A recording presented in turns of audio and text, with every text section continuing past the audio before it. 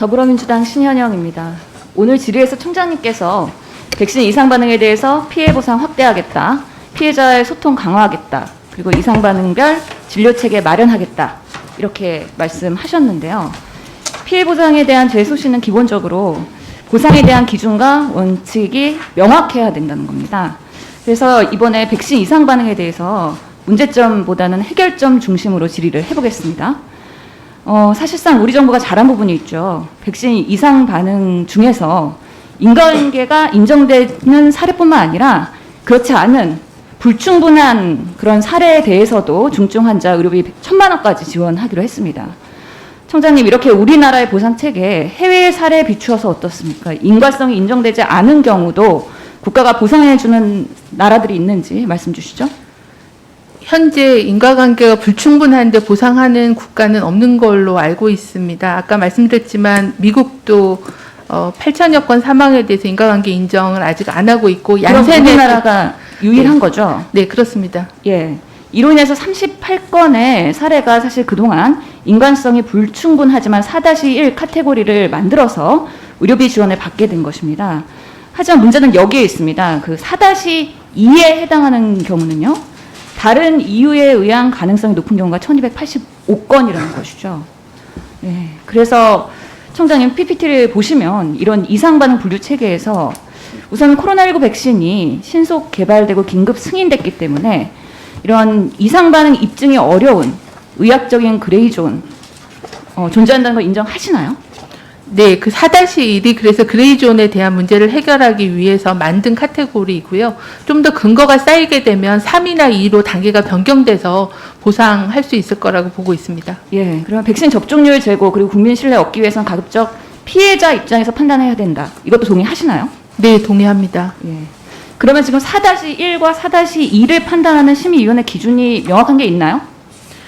현재 4-2의 이제 대표적인 예를 들면 뇌졸중이나 심근경색증, 폐렴, 폐혈증처럼 백신하고는 상관이 없고 기존에 있는 뭐 동맥경화증이나 이런 걸로 인해서 생기는 그런 질병들이기 때문에 그런 질병들이 대부분 4-2로 분류가 되고 있습니다. 그러면은 지금 4-2에 해당되는 1285건, 네. 다른 이유 가능성에 대해서 충분히 검토와 설명이 가능한 상황인가요? 네, 각계 전문가들이 의무기록, 부검, 소견 이런 것들을 검토해서 분류하고 있습니다. 그럼 피해자들에게 이런 부분에 대해서도 앞으로도 소상히 명확하게 소통할 수 있다라고 이해하면 됩니까? 네, 좀 더 쉽게 이해하실 수 있게 좀 더 상세하게 그 설명 자료를 만들어서 보내드리도록 그렇게 개편을 하겠습니다. 실제로 그렇지 않은 사례가 있습니다. 그래서 제주도의 20세 사례인데요. 4-1과 4-2의 애매모호한 존재가 존재합니다. 그래서 4-2로 분류된 케이스인데요. 그건 추후에 제가 말씀을 드리도록 하고요. 우선은 이상 반응 신의 기구에 대해서도 개선을 해야 되는 상황인데, 현재 질병청에서 예방접종 피해 보상 전문위원회가 있죠. 그래서 15명이 구성하고 네. 심의가 되어 있는데, 여기에는 임상의사, 그리고 법의학자, 그리고 전문가, 변호사, 시민단체 등이 포함이 되어 있습니다. 하지만 이 부분에 대한 여러 가지 불만들이 있습니다. 그래서 좀 더 전문성, 객관성, 독립성이 보장된 별도 기구 설치가 필요할 것 같은데요. 이 부분에 대해서도 아까 긍정적으로 검토를 말씀하셨고요. 특히나 이런 뭔가 사례에 대해서 중재원 같은 기관의 그 역할을 이양하는 것도 검토를 해볼 수 있을 것 같은데, 어디까지 논의가 되어 있나요? 현재 의약품에 대한 피해 보상을 식약처가 운영하는 의약품안전관리원에서 유사한 기능을 하고 있습니다. 2015년부터 그 기능을 시작했기 때문에 예방접종 피해 보상은 훨씬 그 이전부터 있었던 업무여서요. 좀 더 그 업무를 잘할 수 있고 또 신뢰를 얻을 수 있는 방법이 뭔지에 대해서 좀 정부 내에서 검토해 보겠습니다. 예, 이런 기구 설치를 위해서는 재원과 제도가 필요합니다. 그런 부분에 있어서 여야 우리 국회의원님들께서 힘을 모아서 앞으로는 대안 마련을 정부랑 같이 논의해야 되지 않을까 싶습니다. 아까 말씀드린 그 5개의 백신 이상 반응 카테고리에서 4-1과 4-2가 명확하지 않은 사례들이 종종 있습니다. 그렇기 때문에 그런 부분에 대해서는 추후에 같이 살펴보면서 논의를 했으면 좋겠다는 생각이 듭니다. 청장님, 이게 가능한 일인가요? 굉장히 의학적인 부분이기 때문에요. 전문가들하고 계속 협의하면서 기준에 대해서는 보완하겠습니다. 모든 사안에 대해서 근거 수준이 로우 레벨부터 하이 레벨까지 있잖아요. 그래서 100%라는 완벽한 기준은 없다고 생각합니다. 그래서 어느 상황에서 메커니즘이 뭔가 기초 단위에서라도 있는 의학적 논문이 있다고 하면은 조금 더 선제적으로 보상을 검토할 수 있다고 생각하는데 이 부분에 대해서는 어떻게 생각하세요? 현재 이상 반응하고의 연관성, 인과성에 대해서 발표된 자료들이 많지 않습니다. 계속 조사가 각 세계에서 진행 중이기 때문에 저희도 계속 정보 업데이트하면서 국민 입장에서 판단하도록 노력하겠습니다. 예, 피해자들과의 소통도 강화하신다고 하셨죠? 이 부분에 있어서 어떻게 하실 예정이시죠? 좀 더 그 안내문에 대해서 이해하시기 쉽게 그 국민 입장에서 좀 쉽게 설명하고 각종 데이터에 대해서도 제시를 좀 하고요. 이의 제기나 아니면 기본적인 통계 그리고 다른 의료비 지원 이런 부분들도 좀 같이 안내해서 드리도록 하겠습니다. 그 맞춤 설명이 필요할 것 같은데요. 의료계에서는 이 의료소통의 스토리웍스라는 개념이 있습니다. 알고 계시나요? 네, 보겠습니다. 예, 사고 발생 시에 피해자 가족들이 간절히 원하는 게 진심 어린 사과와 설명인데요. 그렇기 때문에 보상보다는 뭔가 사건에 대해서 피해자 정부가 윈윈할 수 있는 진실 말하기와 진정한 공감이 우선돼야 됩니다. 논문에 의하면요, 이렇게 소통을 하게 되면 그런 분쟁의 리스크도 50%를 줄일 수가 있다고 생각을 합니다.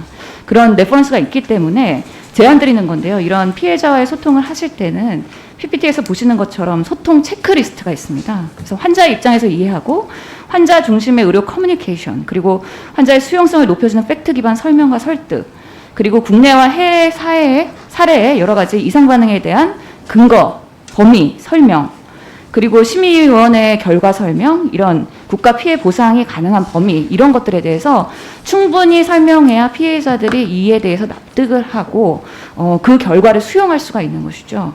이런 부분에 있어서 소통 체계 개선을 하시겠다는 거죠, 청장님?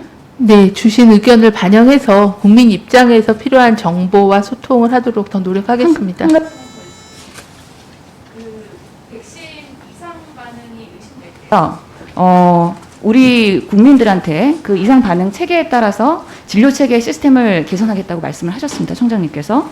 만약에 내가 백신을 맞고 나서 호흡곤란이 있다, 아니면 심장 통증이 있다, 그러면 어디로 가야 되나요?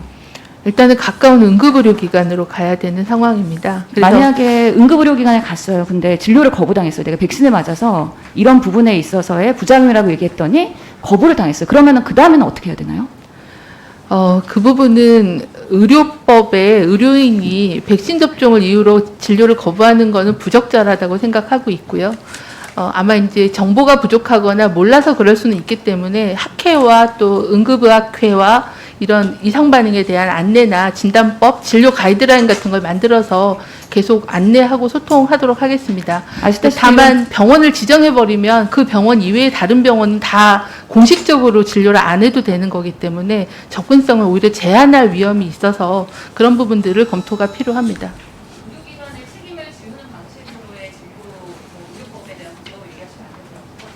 앞으로 어떻게 프로토콜을 만들어서 그런 진짜 카테고리별로 접근할 수 있는지에 대한 거 소통을 잘 네, 현재도 저희가 뭐 혈전증이나 심근염 그리고 또 여러 가지 주요한 이상 반응에 대해서는 안내 자료와 또 전문가들의 동영상 교육 자료 이런 걸 통해서 여러 통로로 소통을 하고 있는데요. 좀 더 의료계와 긴밀하게 협의해서 이런 부분들이 잘 전달돼서 현장에서 이행될 수 있게끔 노력하겠습니다. 예, 수고하셨습니다. 이어서 이종성 의원님께서 질의하시겠습니다.